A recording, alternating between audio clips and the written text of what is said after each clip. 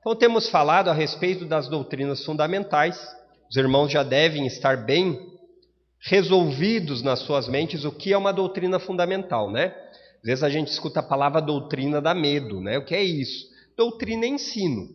Então quando alguém fala assim, esse aí precisa ser doutrinado, ele quer dizer que ele precisa ser ensinado. Agora o problema é doutrinado a respeito do quê? Né? Todo mundo é doutrinado a respeito de alguma coisa. Mas nós aqui queremos falar a respeito de doutrinas fundamentais bíblicas. E estamos naquela que chama Cristologia, que é a doutrina a respeito de Cristo. Falamos a respeito aqui no último encontro das profecias, lembram? Lembram ou não?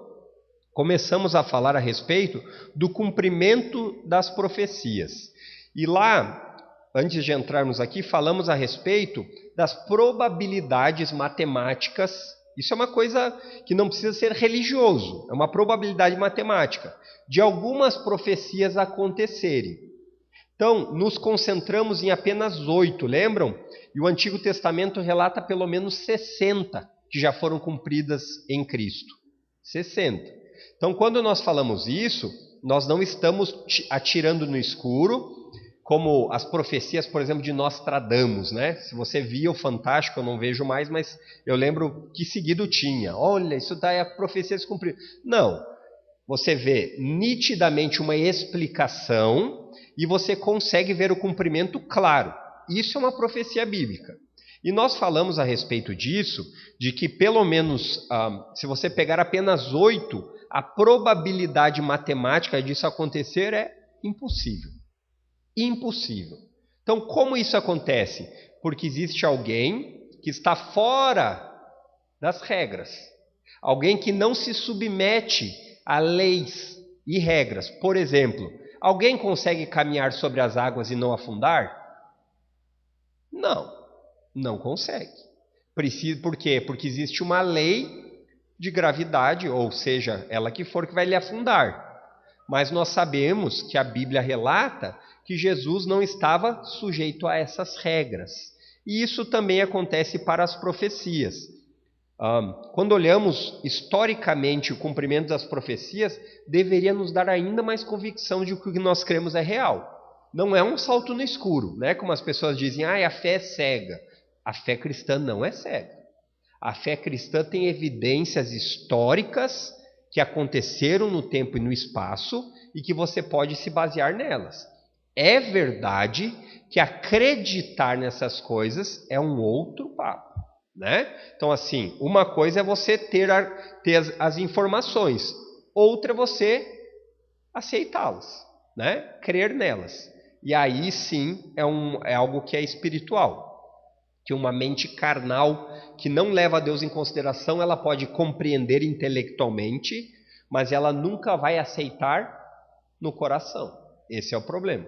Por isso que muitas vezes se fala, né, que a salvação, a pessoa deixou de ser salva por 30 centímetros, que é a distância entre o cérebro e o coração. Então ela creu, ela entendeu o evangelho, mas ela não creu de todo o coração. Esse é o problema. Então agora nós vamos nos ater em mais alguns cumprimentos de profecias, mas com uma característica um pouco diferente. Atitudes que o Messias faria. Então, as profecias, principalmente aqui veterotestamentárias, Antigo Testamento, elas falavam a respeito de como seria o Messias, com descrição de detalhes. E quando nós vamos para o Novo Testamento, nós vemos esse cumprimento nos relatos, principalmente dos evangelhos. Então, a primeira coisa que se fala, abra sua Bíblia lá em Isaías, capítulo 35.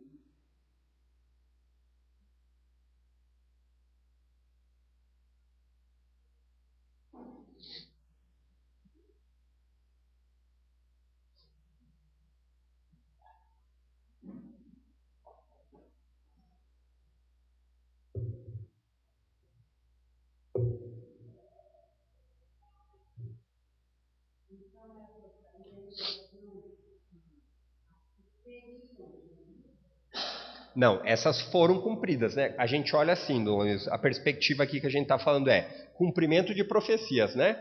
O que era uma profecia? Era uma predição do profeta de algo que aconteceria no futuro. Então, quando a gente olha para Isaías, Isaías falou de coisas que o Messias, ou o Cristo de Deus, o ungido, o prometido, faria. Então, nós encontramos ele falando, conforme nós vamos ler, e nós vamos ver que isso se cumpriu com a vinda de Jesus. Então, não é algo que nós estamos esperando, já aconteceu.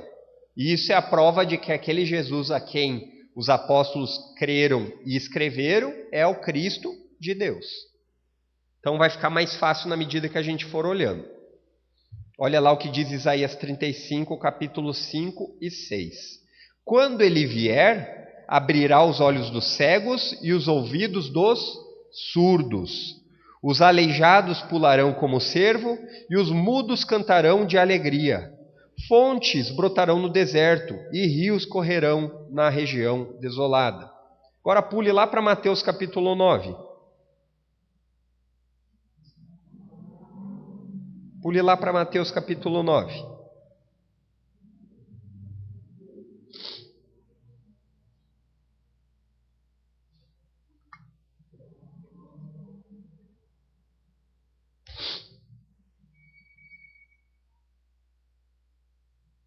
E lembre-se que vários desses cumprimentos de profecias estão em Mateus. E se você quer aprofundar o seu conhecimento, está muito fácil. Tem a pregação de Mateus gravada pelo pastor Fernando no site da igreja de todo o evangelho de Mateus. Então, por exemplo, esse texto do capítulo 9 eu queria entender um pouco melhor. É só você mexer o dedinho e olhar na internet coisas que realmente vão valer a pena. Né? Eu sei que o dedinho vai para coisas que não valem a pena, essa é uma que vale.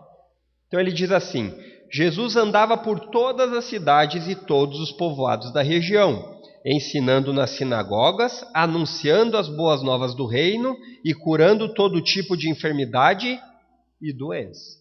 Então aqui o relato é de algo que Jesus fazia. E você vai achar relatos mais específicos. Cego, surdo, você vai achar. Mas o ponto aqui para a gente apenas conciliar é: Isaías falou a respeito de curas de surdos, de cegos e de mudos? Falou. Jesus fez isso? Fez. E aqui um ponto importante. Por que Jesus fazia essas coisas? Porque ele queria comprovar o seu ministério. Eu sou aquele que haveria de vir. Lembram de João Batista mandando perguntar? João Batista, ele tinha dúvidas. Você é mesmo aquele que disseram que ia vir? Diga, eu curo, eu estou proclamando o evangelho do reino. Então, isso é uma boa aplicação de por que nos nossos dias esse tipo de coisa não é mais necessária dessa forma. Ah, mas então vocês não creem em milagres? Claro que cremos, não oramos por milagres? Não cremos que Deus pode operar? Claro que sim, mas esse não é mais o objetivo. Por quê? Cristo fazia isso para autenticar quem ele era e o que ele tinha vindo fazer. Certo? Então olha lá outro. Abra aí sua Bíblia, o que é ML? Malaquias? É isso mesmo? Então abra aí em Malaquias capítulo 3, verso 1.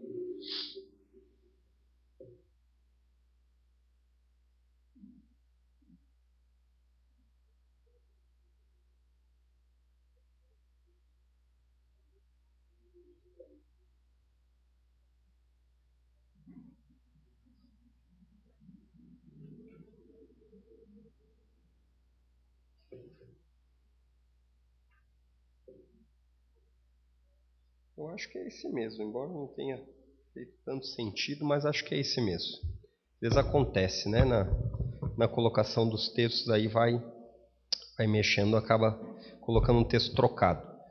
Então, ele diz assim: vejam, envio o meu mensageiro que preparará o caminho diante de mim.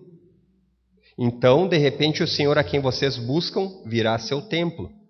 O mensageiro da aliança, por quem vocês anseiam, certamente virá. diz o Senhor dos Exércitos. E aí o texto continua, até daria para ler, que fala que ele iria purificar o templo. Ele vai dizer: mas quem poderá suportar quando ele vier? Verso 2: quem permanecerá em pé em sua presença quando ele aparecer? Pois será como o fogo ardente que refina o metal. E aí ele vai descrevendo isso, né? Então a ideia é que aqui o último profeta do Antigo Testamento, Malaquias, ele fala sobre a vinda do Messias. E por que ele fala isso? Porque eles estavam esperando. Só que você percebe que o cumprimento do Messias não é como eles esperavam. Eles quem? Os judeus. Você percebe que não foi exatamente como eles achavam que seria. Um Messias que viria e destronaria Roma. Que venceria Roma com o braço de um guerreiro. Você percebe isso? Então pule agora lá para Mateus 21, 12.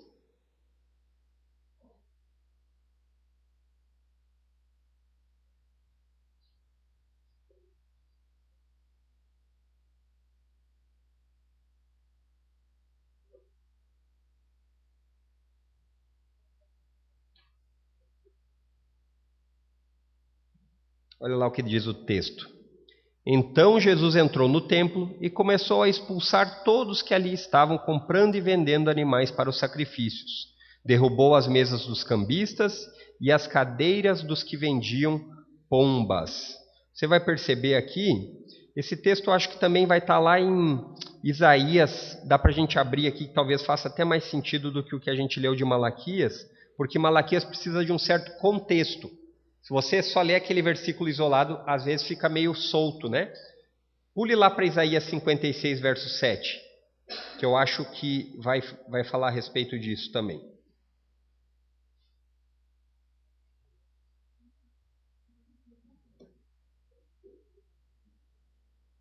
Ele fala mais a respeito do templo mesmo. Tentei melhorar, mas não melhorei nada.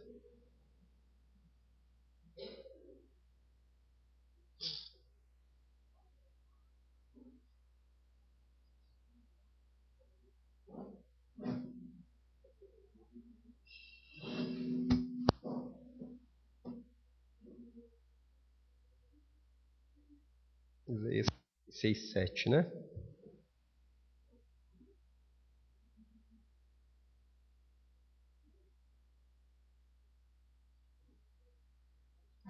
Ele diz assim: eu os levarei ao meu santo monte e os encherei de alegria em minha casa de oração.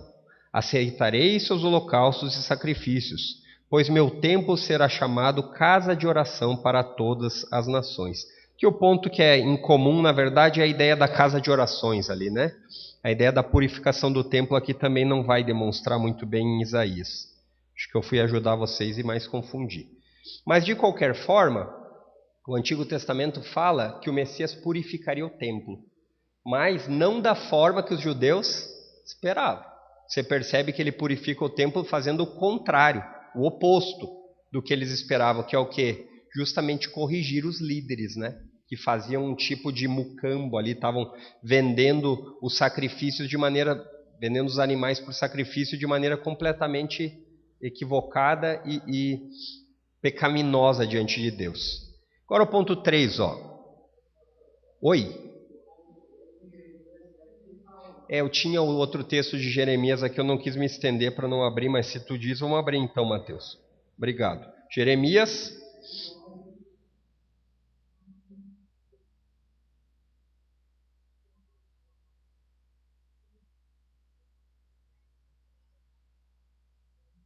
Exatamente.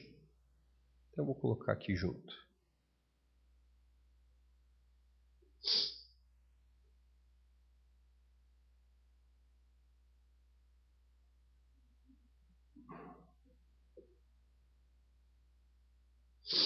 Ele diz assim, no verso 11: vocês mesmos não reconhecem que este templo que leva meu nome se transformou em esconderijo de ladrões? Certamente vejo todo o mal que acontece nele. Eu, o Senhor, falei. E novamente a ideia de Jeremias aqui, Jeremias é um profeta que está alertando Jerusalém contra todo tipo de prática idólatra e que era contrária a Deus. Mas mesmo assim eles continuavam dizendo assim: eu sou povo de Deus, eu sou povo de Deus. Por isso que ele vai fazer esse alerta aqui e até mesmo uma correção. Então, abra aí no Salmo 118.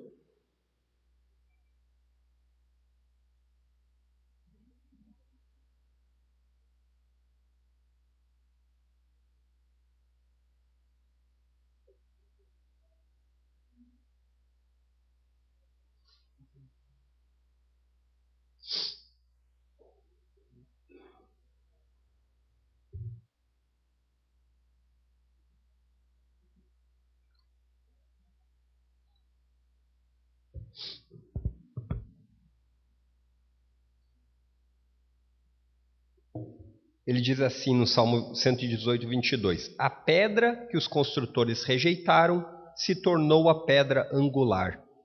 Então, Isaías 53 vai dar um contexto melhor para a gente explicar. Abra lá em Isaías que você vai entender.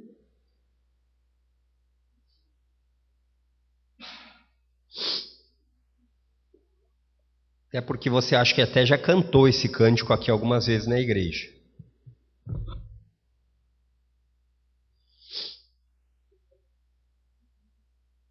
Diz assim no verso 3: Foi desprezado e rejeitado, homem de dores, que conhece o sofrimento mais profundo. Demos as costas para ele e desviamos o olhar. Ele foi desprezado e não nos importamos. Aí ele vai continuar, o capítulo 53 é inteiro sobre o servo sofredor, né? Você vai ler ele e você vai entender direitinho o que está falando a respeito de Jesus. E quando fala da pedra a pedra que os construtores rejeitaram, é a ideia justamente de um templo, né? A ideia é que você vê com as pedras o templo vai sendo construído e muitas vezes existem pedras que elas são rejeitadas porque elas não merecem estar na construção. É isso que o apóstolo Pedro vai falar na primeira carta, aqui no capítulo 2, que nós vamos ler. A ideia de que, num sentido figurado, nós somos pedras vivas. E existe uma pedra que é a estrutura na qual todas as outras são construídas. E aquela que é a estrutura foi rejeitada. Ele veio para os seus, mas os seus o rejeitaram. Ele veio como judeu para os judeus, mas eles o rejeitaram. Abra aí em 1 de Pedro, capítulo 2, verso 7.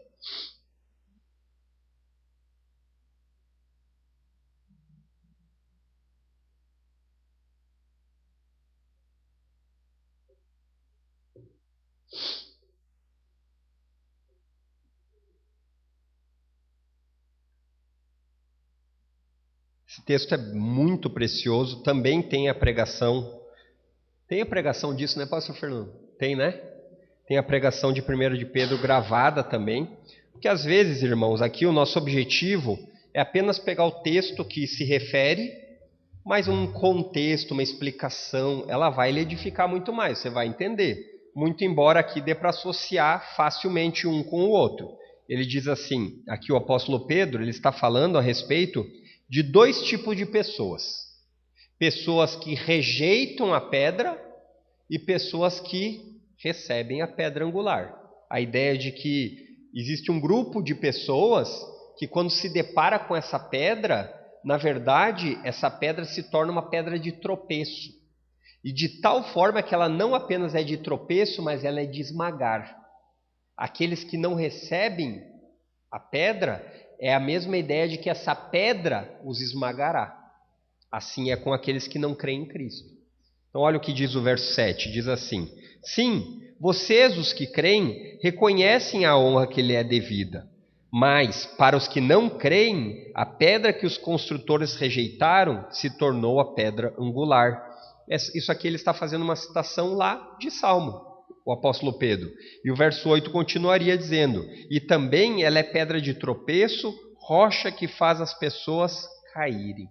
Então ele está descrevendo duas características de pessoas distintas. E se você quiser ler em casa, você vai ficar bastante edificado a respeito desse capítulo 2. Porque a narrativa que ele vai dando no capítulo 2 é justamente essa. Em Cristo, cada crente é uma pedra viva, e essas pedras vivas, elas constituem um templo espiritual.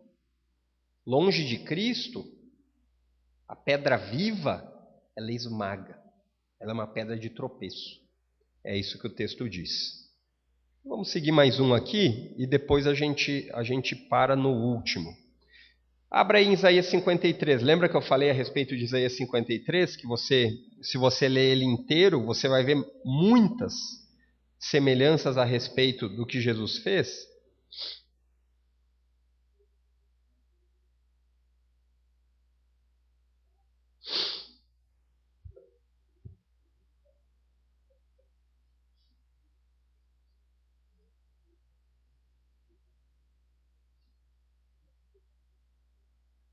Então ele diz assim, o texto bíblico: ele foi oprimido e humilhado, mas não disse uma só palavra.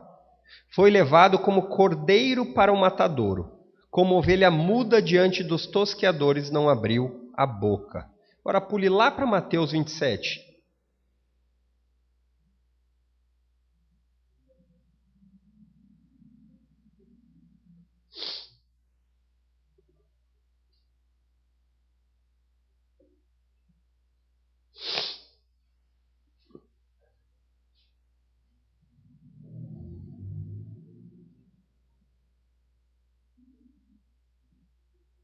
De 12 a 14, diz assim: no entanto, quando os principais sacerdotes e os líderes do povo fizeram acusações contra ele, Jesus permaneceu calado. Então Pilatos perguntou: você não ouve essas acusações que fazem contra você? Mas para a surpresa do governador, Jesus nada disse. E sabe por que você entende que é o cumprimento?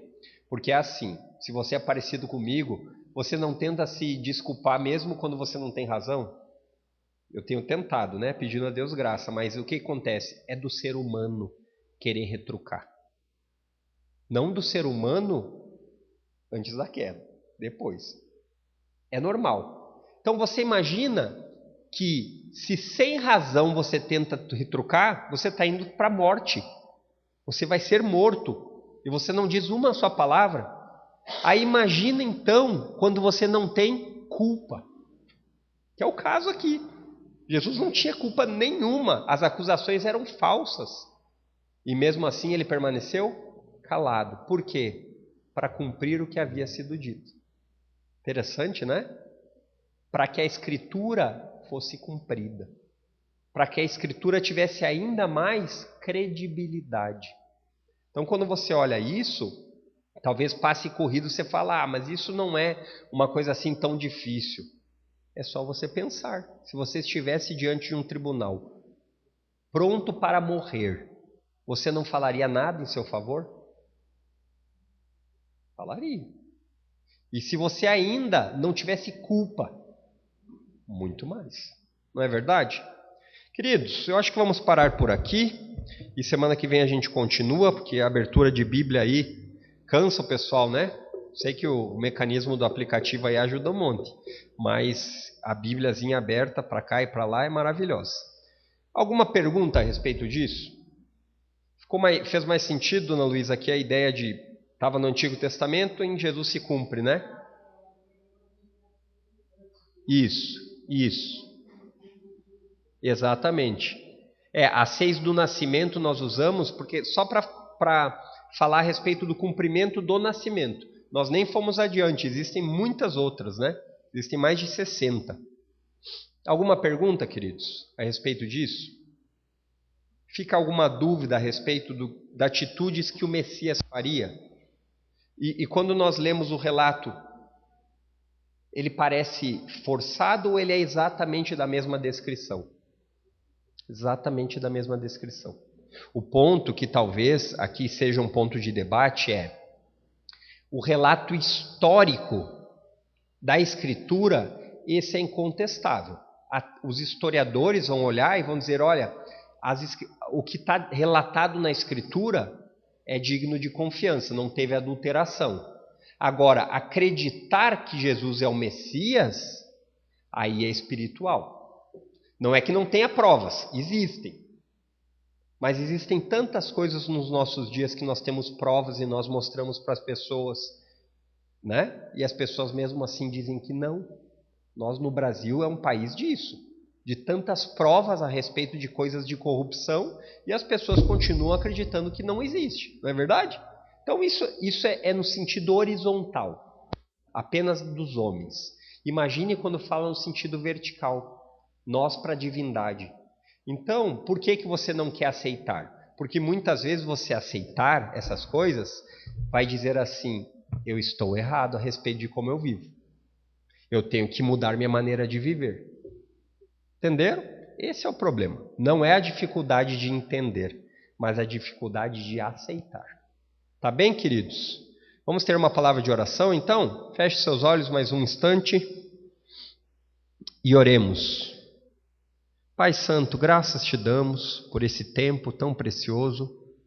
Pedimos que o Senhor nos ajude a não só valorizarmos o Teu Filho Jesus, nosso Salvador, mas nos deleitarmos a respeito daquilo que Ele fez em nosso favor, nos deleitarmos a respeito da nossa comunhão com Ele. Nos ajuda a termos alegria e prazer em Cristo, de tal forma que possamos ser tão cheios dessa alegria e desse prazer para compartilhar com as outras pessoas. Não nos deixa sermos enganados por alegrias e prazeres temporários que não têm valor eterno, mas que toda a nossa vida ela seja submetida ao senhorio de Cristo. Os nossos lazeres, os nossos desejos, os nossos pensamentos, que o Senhor possa ser glorificado por meio de tudo isso. Esse é o nosso desejo e oração. Amém, queridos.